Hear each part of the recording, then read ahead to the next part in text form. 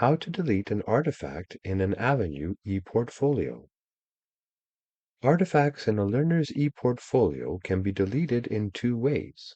You can remove an entire artifact or delete a single file from an artifact. Deleting the entire artifact. Log into avenue.ca. Click the binder link in the banner. Navigate to the student's ePortfolio.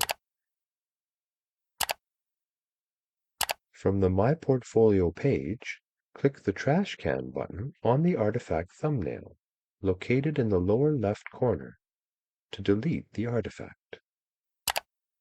A confirmation pop-up appears.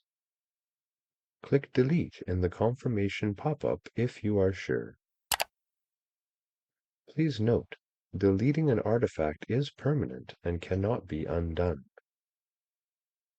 Deleting a single file from an artifact. Click the View or Listen button at the bottom of the artifact thumbnail. To view all artifact files and choose a file to delete, click on the number at the bottom of the page. In this example, file number 1 is selected for deletion. Click on the trash can icon. A confirmation pop-up appears. Click Delete to remove the single file from the artifact if you are sure.